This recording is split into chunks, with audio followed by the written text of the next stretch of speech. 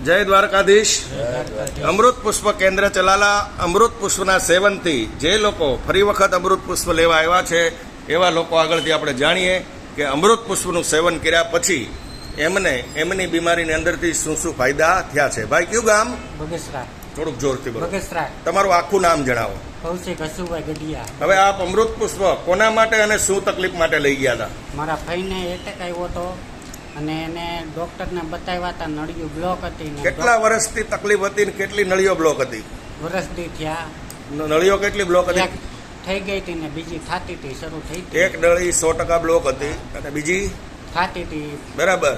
એના હિસાબે એમને તકલીફો શું પડતી? એને આમ ગભરાઈ જતા ને મુંજારો થવા માંડતો ને હાલતા આમ તડફડિયા નાખવા માંડતા. આ પીડા કેટલા ટાઈમથી હતી વાલા? 6 મહિના. 6 મહિના. ત્યાર પછી આપણે એને અમૃત પુષ્પની કેટલી બોટલનું સેવન કર્યું ભાઈ?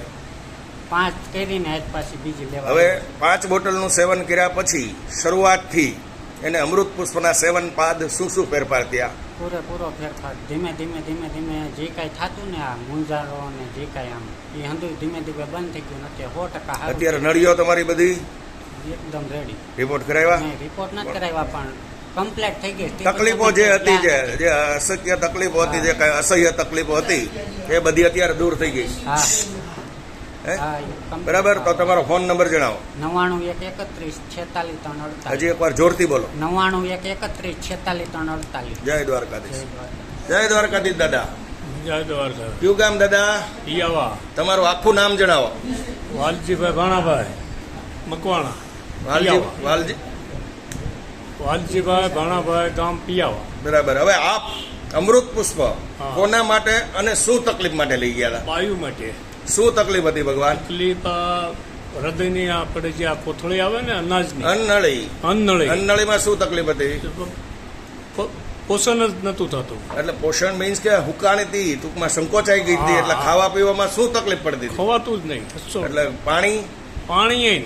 આ કેટલા ટાઈમથી હેરાન થતા હતા દાદા? આ લગભગ 2-3 મહિના થઈ ગયા છે. એટલે તો પછી એની શારીરિક સ્થિતિ શું હતી?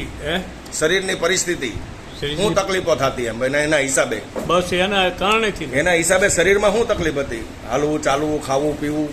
ખાવા પીવાનું જ્યાં ખાય ત્યાં કાઢી નાખે. હે? ખાય ત્યાં કાઢી નાખે.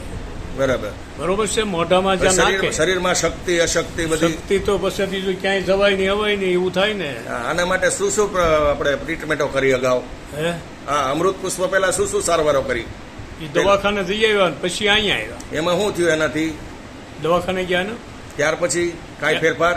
અહીંયા આવ્યા ચિકોડનો ફેરફાર. હવે તો આપણે તો આ તકલીફ અઘરી તકલીફ હતી તમારે. ટૂંકમાં પાણી પણ ઉતરી શકતું નહોતું. ખસોડું નહીં. ટૂંકમાં પથારી વચ્ચે જેવું જીવન થઈ ગયું હોય. હાવ લબડી ગયેલા. બરાબર. વાત જ નથી. હે? વાત જ નથી. સાહેબ શેની વાત નથી? બાયુની. એટલે ટૂંકમાં જ નહીં એવું તમને લાગતું હતું? મને એવું બેસી જ ગયું હતું. લાગશે નહીં. એવું દેખાતું હતું. ટૂંકમાં હારી ગયેલો કેસ આપણો. હવે સમજ્યા. હારી ગયેલા કેસમાંથી આપણે હવે કેટલી બોટલનું સેવન થયું દાદા? એક જ બોટલ. કેટલો ટાઈમ થયો અંદાજે? કેટલા દિવસ થયા અંદાજે? આપણે કેટલા દિવસ 20 દિવસ થયા બસ એટલા બરાબર. એક બોટલનું સેવન કર્યા પછી એ બીમારીની અંદર આખી બોટલ તો નહીં, એટલે જ કહું અડધી જ બોટલ. એ બોટલનું સેવન કર્યા પછી અત્યારે એ તકલીફની અંદર શું શું ફેરફાર થયા? અત્યારે ખાવા પીવાનું બધું રેડી. કેટલું ખાઈ શકે છે? ખાય છે રોટલી મીડિયા ખાવા કમ્પ્લીટ.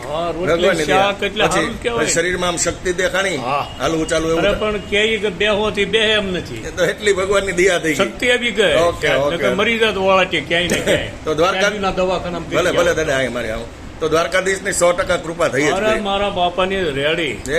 તો તમને તમારી પાસે ફોન નંબર તો છે નહીં? તો હું લાવ્યો ને અમારા પટેલ. તમે ફોન નંબર જણાવો તમારો. મારો ફોન નંબર મગરભાઈ યુવરાજભાઈ ભાલિયા. Phone number 98 241 93 980. એકવાર જોરથી નંબર ફરી વાર બોલી જાઓ. 98 241 93 980. તમારા સંબંધી છે ને? હા, સંબંધી. એટલે આમની માહિતી કોઈ તમારી આગળ માગે ફોનથી તો પ્રેમથી અમને સાચી માહિતી આપજો. જય દ્વારકાધીશ. જય ગુરુ મહારાજ. જય દાન મહારાજ. જય સિયારામ.